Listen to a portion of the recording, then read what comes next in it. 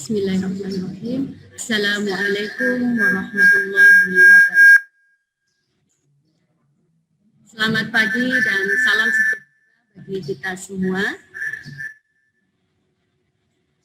Yang kami hormati Kepala Cabang Dinas Pendidikan Provinsi Jawa Timur, wilayah Kabupaten dan Kota Pasuruan, Ibu Dr. Hajah Indah Yudiani MPD. Yang kami hormati Bapak Korwascap, Bapak Haji Nur Salim, SPD MM. Yang kami hormati Bapak Ibu pengawas SMA, SMK, TK, PLK, Provinsi Jawa Timur, dan cabang dinas wilayah Kabupaten dan Kota Pasuruan. Yang kami hormati narasumber nasional, Ibu Dr. Husnul Khotimah, MPD, serta Bapak Ibu Kepala Sekolah dan Wakakur, SMA, SMK, TK, PLK, negeri swasta, wilayah Kabupaten dan Kota Pasuruan yang berbahagia. Pertama-tama, marilah kita panjatkan puji syukur kehadirat Tuhan Yang Maha Esa, karena pada kesempatan yang berbahagia ini, kita semua dapat hadir dalam satu ruang link Zoom webinar supervisi pembelajaran daring sekolah tahun 2020 dalam keadaan sehat walafiat. Bapak Ibu, berikutnya kita akan memasuki acara inti, yaitu penyampaian materi oleh narasumber nasional kita, Ibu Dr. Husnul Khotimah MPD. Perlu kita informasikan bahwasanya Ibu Husnul ini adalah narasumber yang banyak menorehkan prestasi Bapak Ibu, di mana kalau kita bisa menyampaikan histori kependidikannya, mulai dari tahun 1990 beliau lulus sarjana dari IPIP Malang, jurusan pendidikan biologi, kemudian lulus magister tahun 2004, juga pendidikan biologi. Tahun 2017 beliau lulus doktoral dari UM, juga mengambil pendidikan biologi. Berikutnya buah karya yang dipublikasikan juga banyak sekali, mulai dari PTK atau penelitian tindakan kelas, penelitian eksperimennya, modul-modul pelajaran biologi untuk SMA, dan masih banyak lagi juga buah karya yang diterbitkan, lebih dari 10 ini, termasuk kumpulan puisi. Beliau juga menerbitkan puisi, dan berbagai macam penghargaan. Salah satunya ini adalah Bu Husnul meraih The Best Leader atau Inspiring Muslimah Award pada tahun 2019. Luar biasa, termasuk kejuaraan-kejuaraan yang beliau peroleh mulai tahun 2017 sebagai juara 2 guru SMA berprestasi, hingga memperoleh penghargaan juara 3 peserta terbaik tingkat provinsi dalam BIMTEK mutu pendidikan. Bapak Ibu, dalam sesi panel atau penyampaian materi oleh narasumber, kami serahkan sepenuhnya kepada moderator panel. Dalam hal ini akan disampaikan oleh Korwascap, Bapak Haji Nur Salim, SPD MM. Kepada beliau kami persilahkan. Assalamualaikum semua peserta. Terima kasih atas waktu yang diberikan pada kami. Untuk acara berikutnya yaitu sesi penyampaian materi oleh Dr. Husnul Khotimah MPD, Kepala Sekolah SMAN 10 Malang, yang merupakan narasumber nasional yang sudah tidak asing namanya. Kami persilakan Dr. Husnul Khotimah MPD untuk menyampaikan materi. Tepuk tangan semua untuk peserta.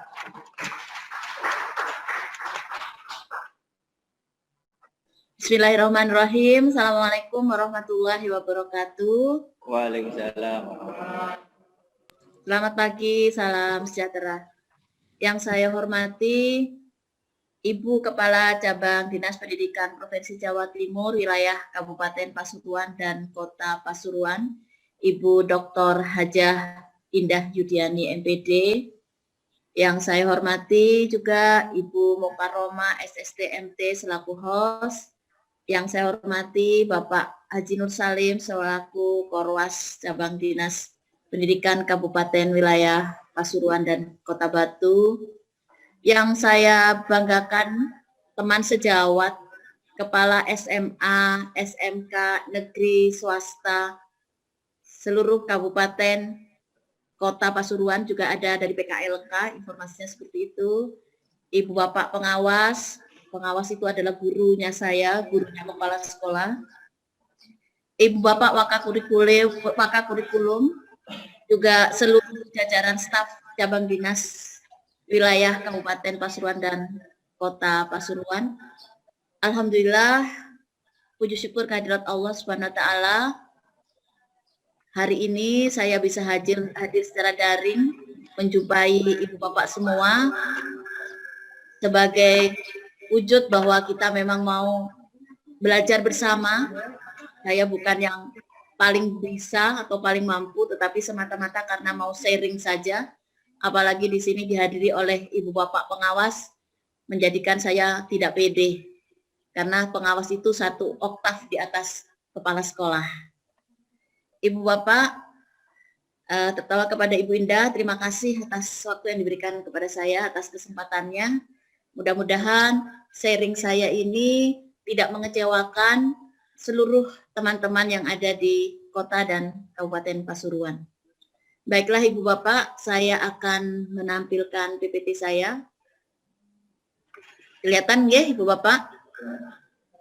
Alhamdulillah, saya diberi kesempatan untuk men-sharingkan kegiatan supervisi pembelajaran di era daring. Saya sampaikan di era pandemi COVID-19, yang merupakan juga ini sebenarnya berkah buat kita semua, karena kita kemudian menjadi ilmunya bertambah, kita belajar dengan kondisi yang semacam ini. Ibu Bapak, mengapa sih supervisi itu dilaksanakan? Seperti kita ketahui, bagi seorang kepala sekolah, itu Permendiknas nomor 13 tahun 2007 menyampaikan bahwa kompetensi kepala sekolah ada 5, kepribadian, sosial, supervisi, kewirausahaan, dan manajerial. Kemudian di Permendikbud nomor 6 tahun 2018 disampaikan juga bahwa tugas pokok, salah satu tugas pokok kepala sekolah itu adalah supervisi. Kemudian saya membaca juga di Permendikbud nomor 12 tahun 2018 untuk pengawas, ternyata juga kompetensinya ada kompetensi supervisi manajerial dan supervisi akademik. Kemudian saya membaca juga di pengawas Menpan dan Reformasi Birokrasi nomor 21 tahun 2010 menyatakan di sana bahwa pengawas memiliki tugas kepengawasan akademik dan manajerial. Sehingga mungkin inilah mengapa supervisi perlu kita laksanakan, selain memang kompetensi yang harus kita miliki, dan juga merupakan tugas pokok yang harus kita laksanakan. Ibu Bapak, saya melaksanakan penelitian di tahun 2016 ketika saya menjadi kepala sekolah di SMK Negeri 13 Kota Malang saat itu. Nah, yang penelitian saya ini saya lakukan sebelum pandemi COVID-19 tentunya. Hasil penelitian saya dari angket yang saya sebarkan, ada guru yang menyatakan senang terhadap kegiatan supervisi, tapi ada yang tidak senang. Mengapa guru senang di supervisi? Karena kalau kepala sekolah masuk, pengawas masuk, atau wakakurikulum masuk, atau supervisor yang diangkat oleh kepala sekolah di sekolah itu untuk membantu, kalau beliau ini masuk kelas, siswanya menjadi lebih tenang. Ternyata ada rasa takut juga kalau didatangi kepala sekolah datang ke kelas. Tetapi ada juga guru yang menyatakan jika ada kegiatan supervisi, beliau itu senang karena menjadi bahan refleksi. Jadi tapi 30%, bandingkan yang senang dan tidak senang itu mengapa senangnya itu tidak berkorelasi positif sebenarnya, karena arahnya itu satunya arahnya siswa, satunya arahnya dirinya sendiri. Kemudian guru tidak senang di supervisi. Yang pertama dinilai. Nampaknya proses penilaian ini menjadi sesuatu yang tidak menyenangkan bagi semuanya. Termasuk saya kepala sekolah kalau dinilai juga tidak enak rasanya, seperti itu. Kemudian tidak senang karena tidak percaya diri. Mengapa tidak percaya diri? Salah satu faktornya adalah karena merasa rencana pelaksanaan pembelajarannya atau perangkat pembelajarannya itu belum bagus. Atau mungkin merasa copy paste sehingga belum percaya diri. Kemudian ada yang tidak senang karena kepala sekolah dengan guru yang disupervisi itu mata pelajarannya tidak sama. Jadi kalau saya mensupervisi guru matematika itu mesti batin. Bu Husnul ini ngerti apa tentang matematika? Atau guru olahraga atau guru-guru yang lain. Saya ingin itu yang sama gitu, guru-guru supaya bisa sharing. Walaupun sebenarnya guru itu harus menyadari bahwa seorang guru yang profesional itu harus memiliki kompetensi 2 dalam proses pembelajaran, yaitu what to teach dan how to teach.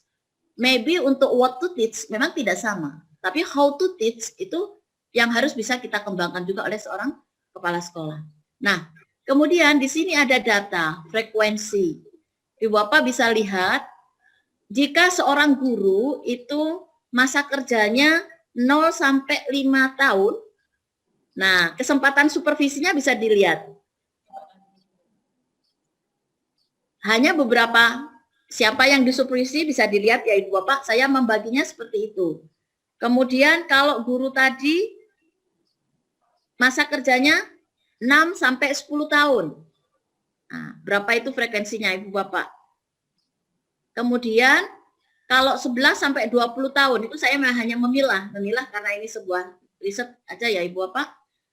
Jadi kalau seorang guru yang dia masa kerjanya 11 sampai 20 tahun yang tidak pernah disupervisi itu hanya 2 orang.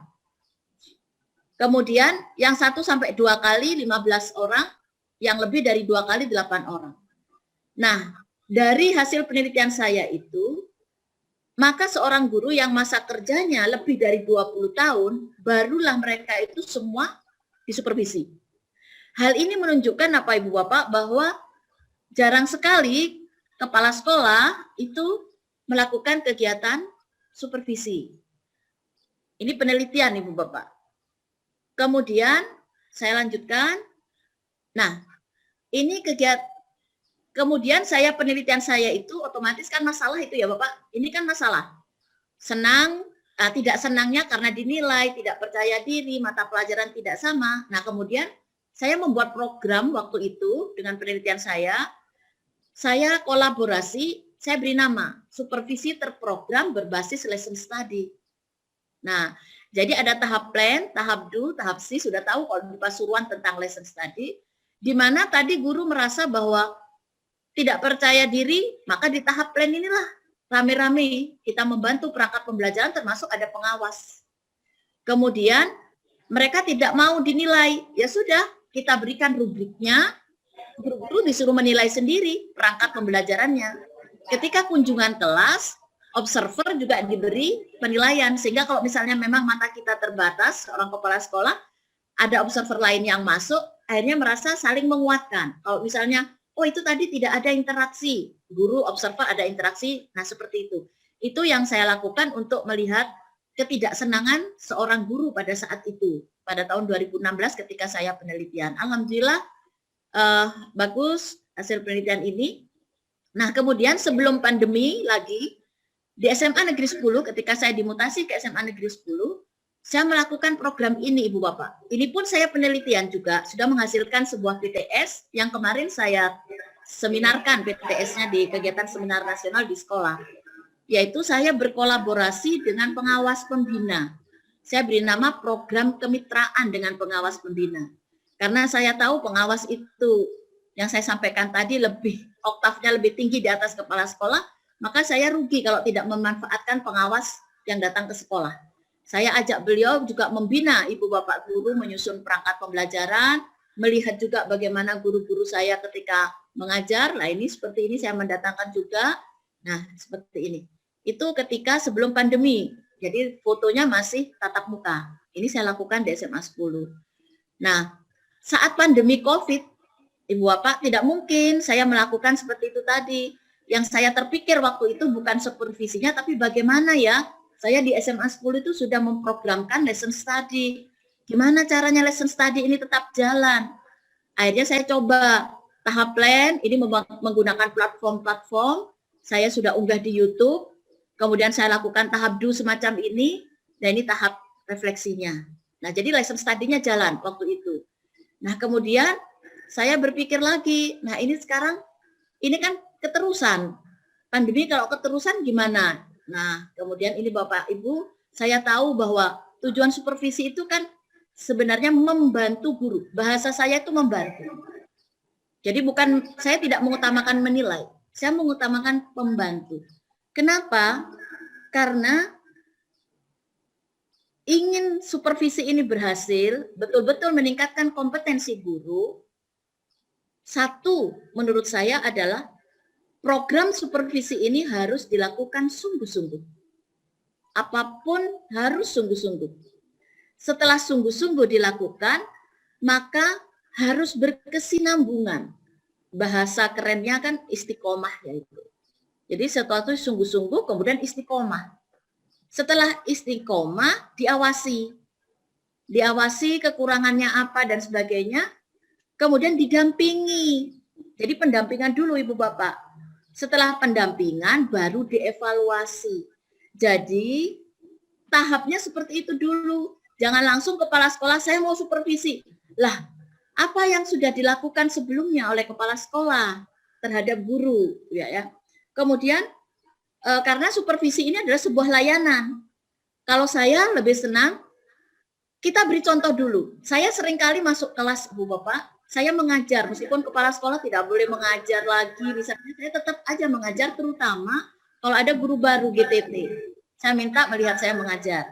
Memberi contoh, diskusi, konsultasi, memberi pelatihan baru supervisi. Jadi seperti itu. Nyaman rasanya kalau sudah melakukan tahap-tahap itu. Jadi bahasanya tidak ujuk-ujuk. Nah, ketika era pandemi, Ibu Bapak, kita mengalami masalah. Masalahnya adalah pembelajarannya daring, kemudian dengan pembelajaran daring ini bagaimana supervisinya, dan bagaimana mengimplementasikannya. Itu tentu saya yakin semua kepala sekolah berpikir yang sama, bahwa ini adalah sebuah masalah. Itu pun yang saya lakukan di SMA Negeri 10. Saya katakan tadi saya sharing. Permasalahan pertama, pembelajaran daring. Guru belum semua menerapkan aplikasi Google Meet, Google aplikasi yang ada di Google atau Zoom dan sebagainya. Sehingga pada waktu awal pandemi, saya yakin protes dari orang tua itu banyak. Terlalu banyak tugas, terlalu lewat WA, membosankan, macam-macam. Tentu saja itu menjadi beban pikiran seorang kepala sekolah. Ketika gurunya juga sebenarnya juga bermasalah, siswanya bermasalah, orang tua bermasalah. Nah, saya mencoba Ibu Bapak mengatasi masalah itu di sekolah saya. Pembelajaran daring, saya membuat sebuah solusi. Ini pun saya jadikan sebuah best practice Ibu Bapak. Insya Allah saya lombakan dan besok pengumumannya. Mudah-mudahan saya dapat hadiah itu saja atau finalis lah. Saya membuat penelitian, saya beri judul strategi pohon pepaya. Kenapa strategi pohon pepaya? Saya terinspirasi dengan pohon pepaya karena saya guru biologi. Ibu Bapak tahu pohon pepaya itu yang muda di atas, yang tua di bawah. Sehingga pelatihan daring ini di era pandemi ini saya mencoba yang membimbing atau melatih Bapak Ibu guru itu adalah internal sekolah sendiri. Saya pilih guru-guru yang muda. Karena kita tahu guru yang muda, guru milenial, mereka sudah cukup canggih dibandingkan saya, dibandingkan yang usianya 50 lebih. Nah, ini membuka kelapangan hati bahwa yang muda pun tidak masalah belajar, yang tua pun tidak masalah belajar pada yang muda. Tidak ada lagi senioritas. Kita harus terima ilmunya dari yang muda juga. Ini beberapa pelatihan Ibu Bapak, sehingga kemudian dari pelatihan yang saya lakukan ini di sekolah, akhirnya guru-guru itu banyak yang menjadi YouTuber. Sampai 17 Juli data YouTube yang diunggah, baik di channelnya sendiri atau channelnya sekolah, itu sebanyak 433. Itu persoalan pertama dengan pelatihan. Kemudian yang kedua, ini dokumentasi ketika pelatihan. Yang kedua adalah supervisi. Bagaimana instrumennya supervisi? Semua bilang harus sederhana. Merdeka belajar. Harus ringkas, tepat, akurat, macam-macam. Saya coba bagaimana saya mensupervisi teman-teman yang sudah menghasilkan karya tadi, digunakan dalam proses pembelajarannya. Bagaimana sih teknisnya? Akhirnya saya mulai mikir, Ibu Bapak, saya membuat instrumen ini, saya mencoba mengambil dari beberapa buku yang saya baca, termasuk pengalaman dalam kegiatan lesson study, akhirnya jadilah instrumen ini. Saya tahu bahwa instrumen ini bukan yang terbaik, ini juga sudah saya unggah di YouTube. Bahasa saya, karena guru itu adalah kurikulum, kurikulum itu adalah guru, maka disinilah kesempatan kepala sekolah, guru mengembangkan semua model-model pembelajaran, termasuk kepala sekolah mengembangkan kegiatan supervisinya. Ini contoh beberapa, Ibu Bapak, instrumen-instrumen yang sudah saya hasilkan. Nah, ini implementasinya. Tadi masalahnya kan 3. Bagaimana pembelajarannya, bagaimana instrumennya, bagaimana implementasinya. Ternyata Ibu Bapak, menyenangkan sekali supervisi daring itu, karena laptop kita ini, kalau guru itu membuka aplikasi, otomatis kan sudah saya secara tidak langsung sudah ngecek bahwa kalau saya melaksanakan supervisi, bisa menggunakan Google Meet dengan Zoom. Seperti itu. Nah, disinilah ketika guru itu mengajar, saya membuka format. Jadi sudah langsung saya tatap, saya ketik, saya nilai. Langsung masuk. Ibu Bapak boleh mengubah format ini kalau misalnya, ini ada ngitung-ngitungnya Bu Snul, kesulitan, takut salah, monggo. Diubah dulu formatnya dalam bentuk Excel. Sehingga langsung nanti bisa di total. Tapi kalau ini menurut saya sederhana sekali, jumlah totalnya hanya 16 instrumen pernyataan, insya Allah untuk menghitungnya mudah. Jadi sudah langsung Ibu Bapak. Nah kemudian setelah ini kegiatan baik pra, kemudian kan supervisi ada 3 tahap, pra, kunjungan, kemudian pasca, itu dilakukan secara daring semua. Ini kunjungan kelas, nah ini beberapa dokumen ya Ibu Bapak, terus ini, nah kalau pasca supervisi, anak-anak meninggalkan ruang dulu, leave dulu dia dari ruangan. Setelah itu saya diskusi dengan gurunya.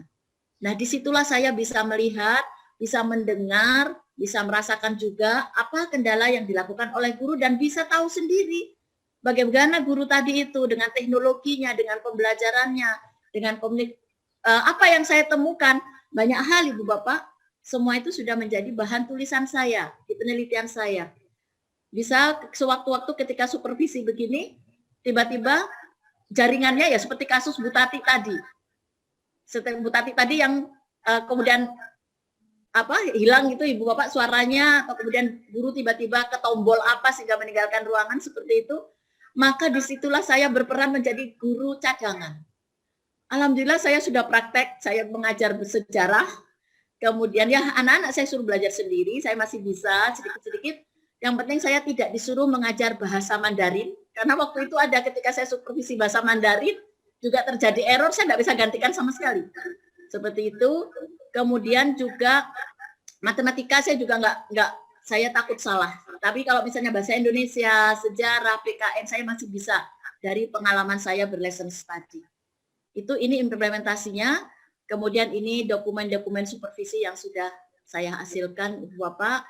Dan ini juga sudah terkumpul di Google Drive Bapak Ibu guru, kemudian sudah terstempel, sudah ini semua itu sudah punya scan-nya, saya lihat tinggal tempel, kemudian nanti ketika pasca, kita refleksi gurunya apa, guru menyampaikan apa, langsung saya ketik aja saat itu juga, bantuan apa yang saya berikan kepada guru juga langsung saya ketik seperti itu, sehingga kegiatan supervisi itu malah lebih mudah, lebih sederhana, lebih ringkas, karena dilaksanakan secara daring, guru tidak perlu menjumpai saya di ruangan saya, bisa dengan daring, juga guru mengajar dari rumah pun juga bisa kita lakukan supervisi. Mungkin itu Ibu Bapak yang bisa saya sampaikan sedikit saja, karena tadi Pak Nur Salim sepertinya lebih banyak waktu untuk tanya jawab, karena di sini sifatnya sharing, apalagi tadi Bu Tati sudah menyampaikan apa itu supervisi, perbedaannya, aspek yang harus secara teoritis itu sudah banyak tadi disinggung oleh Bu Tati, sehingga saya kira saya di sini lebih banyak untuk sharing saja. Itu yang bisa saya sampaikan, saya kembalikan kepada Pak Nur Salim. Terima kasih. Terima kasih Bu Husnul. Saya beri kesempatan 1 menit untuk memberikan pesan pada kami atau trik-trik apa sehingga kepala sekolah yang hadir saat ini dalam virtual ini bisa terinspirasi kepada panjenengan. Monggo dipersilakan 1 menit Bu. Yang pertama, saya tertarik dengan tulisan Imam Syafi'i. Dalam tulisannya itu kalau saya artikan, air yang bergerak itu akan bening, air yang diam itu akan keruh. Jadi marilah teman-teman sejawat para kepala sekolah kita terus bergerak, karena kita akan menjadi bening. Ketika air bening itu dikonsumsi oleh banyak orang, ketika air keruh kita ditinggalkan oleh banyak orang. Yang kedua, teman-teman kepala sekolah, marilah kita menjadi lampu. Lampu yang terang itu akan didatangi oleh laron-laron. Lampu yang gelap menakutkan. Yang ketiga, marilah kita lakukan semua yang kita lakukan dalam hidup ini semata-mata adalah untuk beribadah kepada Allah, supaya kita kembali kepada Allah itu dalam keadaan husnul khotimah. Terima kasih Pak Nur. Super sekali, kita tepuk tangan yang meriah untuk Bu Husnul.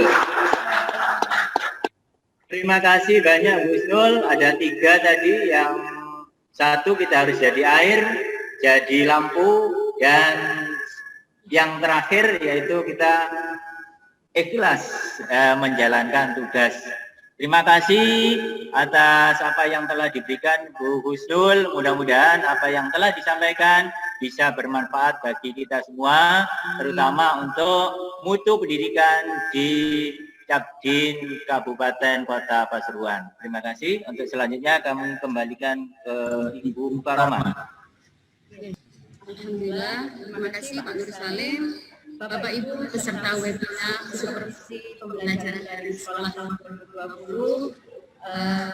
Kita sudah melampaui sesi pemaparan materi oleh narasumber, diskusi tanya jawab luar biasa. Terima kasih Bu Husnul. Sama-sama.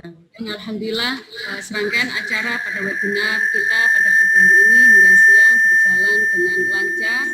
Terima kasih atas ilmu yang telah diberikan Bu Husnul, dan kami mengucapkan terima kasih kepada semua panitia dan pihak yang telah turut mensukseskan terselenggaranya webinar pada hari ini. Kami mengucapkan terima kasih kepada Bapak Ibu. Mohon maaf kami selaku host dan panitia keluarga besar Cabang Dinas Pendidikan Wilayah Kabupaten dan Kota Pasuruan apabila ada tutur kata dan sikap yang kurang berkenan. Sebelum kita tutup webinar ini dengan doa, kami ada ini, berlayar di atas kapal, jangan lupa mampir ke kota Jambi. Kami mengucapkan selamat tinggal, terima kasih sudah hadir pada webinar pada hari ini. Wassalamualaikum warahmatullahi wabarakatuh. Waalaikumsalam.